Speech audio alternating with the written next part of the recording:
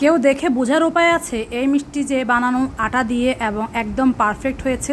যেমন দেখে কেউ বুঝতে পারবে না, তেমনি খেয়েও এটার স্বাদ বুঝতে পারবে না এটা যে আটা দিয়ে বানানো একটা গোলাপ জামুন মিষ্টি।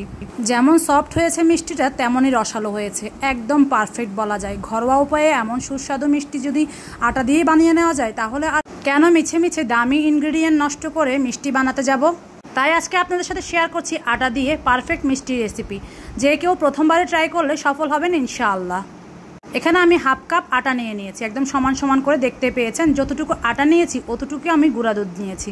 একটু ফুল ক্রিম গুঁড়া দুধ নেওয়ার চেষ্টা করবেন, আর আটাটাও চেষ্টা করবেন ভালো ব্র্যান্ডের নেওয়ার জন্য। তবে যে কোনো ব্র্যান্ডের দিয়ে আপনি বানাতে পারবেন। দিয়েছি হাফ চামচ বেকিং পাউডার। যদি বেকিং সোডা দেন তাহলে 1/4 টিস্পুন দিলেই হয়ে যাবে, কারণ বেকিং সোডা একটু কম লাগে পরিমাণে, আর পাউডারটা একটু বেশি লাগে, এটা বুঝেই দিবেন। এরপরে দেখতে পাচ্ছেন আমি একটা টেবিল চামচে করে 2 টেবিল চামচ ঘি দিয়ে দিয়েছি। এটা খাঁটি গাওয়া ঘি। ঘিটা দেওয়ার পরে সবগুলো উপকরণ হাত দিয়ে খুব ভালো করে মিশিয়ে নিতে হবে। সব কিছু ভালো করে মিশানো হয়ে গেলে আমি এখানে আগে থেকে গরম করে রেখেছি দুধ, আর দুধটা এখন ঠান্ডা অবস্থাতেই আছে রুম টেম্পারেচারে। ওই দুধটা আমি মেপে মেপে দিচ্ছি, একসাথে অনেকগুলো দিয়ে দিব না, আমি একটু একটু করে দিয়ে ভালো করে মিশিয়ে নিচ্ছি।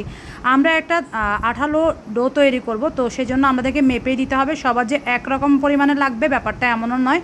তা আমি এই টেবিল চামচে করে মেপে মেপে দিয়ে প্রায় 7 টেবিল চামচের মতো দুধ দিয়ে এরকম একটা আঠালো ডো তৈরি করেছি। দেখতে পাচ্ছেন কেমন স্টিকি হয়েছে। তো সব শেষে আরেকটু দিয়েছি, সর্বমোট 7 টেবিল চামচ দিয়েছি। আপনাদের হয়তো সামান্য একটু বেশি কম লাগতে পারে। এখন আমি এটা মেখে রেখে দিচ্ছি, জাস্ট হাতটা একটু পরিষ্কার করে নেব। এটা রেস্টে রাখার একদমই প্রয়োজন নেই। জাস্ট আমি এখন হাত পরিষ্কার করে এসে ছোট ছোট ভাগ করে নিচ্ছি।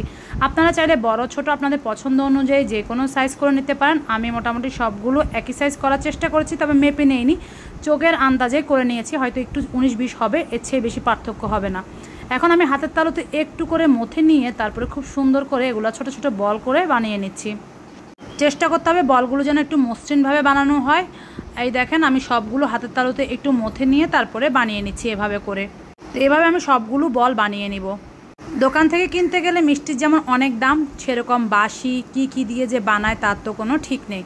বাচ্চাদেরকে খাওয়ানোর ব্যাপারে একটু সচেতন না হলে কিন্তু মায়েদের হয় না। আমরা চেষ্টা করি যেটাই খাওয়াই না কেন একটু পরিষ্কার পরিচ্ছন্ন পরিবেশে বা একটু স্বাস্থ্যকর উপায়ে বানিয়ে দিতে।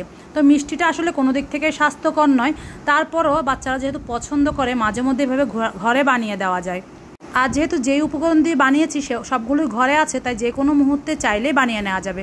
যারা ভিডিওটা দেখছেন ভালো লাগছে দেখবেন, এখনই ভিডিওটা শেষ করে আপনারা বানাতে চলে যেতে পারেন।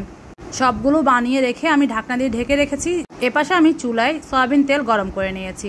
তেলটা একদম কুসুম গরম। এই অবস্থা আমি সবগুলো মিষ্টি দিয়ে নিচ্ছি। দেওয়ার সময় সবগুলো মিষ্টি হাতের তালুতে নিয়ে আর একটু সমান করে দিলে ভালো হতো। তাতেও কোনো সমস্যা নেই, হয়তো দোকানের মতো একদম মসৃণ হবে না, কিন্তু স্বাদের তেমন কোনো পার্থক্যই হবে না।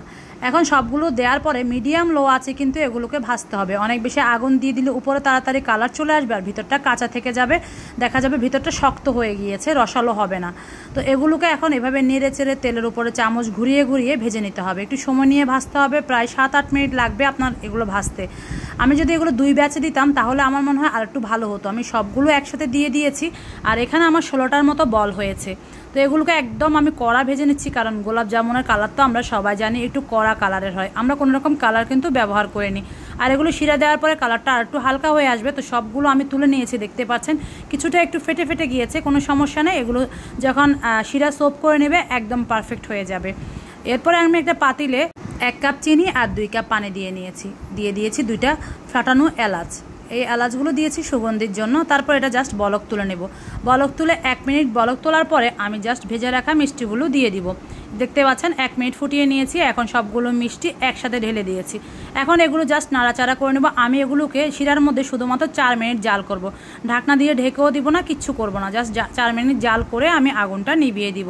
একটু এভাবে করে নেড়ে চেড়ে দিচ্ছি যেন উপর নিচ সব জায়গায় শিরাটা ভালো করে প্রবেশ করতে পারে। আগুনটা নিভিয়ে দিয়েছি। এখন ঢাকনা দিয়ে অপেক্ষা করব শুধুমাত্র 30 মিনিট। 30 মিনিট পরে দেখেন আমার মিষ্টির অবস্থা পুরা পাতিল ভরে গিয়েছে, আর একদম শিরাগুলো সোপ করে নিয়েছে। মনে হচ্ছিল অনেক শিরা সব থেকে যাবে, আমার কাছে মনে হচ্ছিল বেশি শিরা দিয়ে ফেললাম কিনা। দেখেন একদম সবগুলো শিরা কিন্তু মিষ্টি সোপ করে নিয়েছে। আর দেখেন কেমন রসালো হয়েছে, আমি একদম টিপে দেখাচ্ছি আপনাদেরকে, একদম সফট হয়েছে, হাত দিয়ে ধরলে যেন ভেঙে যাবে। যে রসগুলো ছিল এগুলো উপর থেকে দিয়ে দিলাম। আমার বাচ্চারা গোলাপ জামুন মিষ্টি খুব পছন্দ করে, তাই আমি তাদের জন্য এই মিষ্টিটা বানিয়ে নিয়েছি। মাঝে মধ্যে আমি বানিয়ে দেই, তবে আটা দিয়ে প্রথমবারের মতো বানিয়েছি। আপনাদের কাছে যদি ভালো লাগে আপনারাও বানিয়ে দেখতে পারেন। দেখেন ভিতরটা পর্যন্ত একদম রসের টইটম্বুর। আমি 2টা মিষ্টি আপনাদেরকে কেটে দেখাচ্ছি, একদম যেমন চেয়েছি আমি তেমনটাই হয়েছে, একেবারে সফট, মানে মুখে দিলেই মিলিয়ে যাবে এমন একটা অবস্থা। বাচ্চাদেরকে খাইয়ে দিয়েছি, ওরা তো বলে যে চকলেটের মতো মিষ্টি হয়েছে, এত মজার মিষ্টি তুমি কিভাবে বানালা। তাই আর দেরি না করে ভিডিওটা ভালো লাগলে আপনারাও বানিয়ে নেন। যদি পরবর্তীতে বানাতে চান ভিডিওটা শেয়ার করে রাখতে পারেন। আজকের আমার এই রেসিপিটি আপনাদের কাছে কেমন লেগেছে সেটাও কমেন্ট বক্সে জানিয়ে যাবেন। সবাই ভালো থাকবেন। আল্লাহ হাফেজ, আসসালামু আলাইকুম।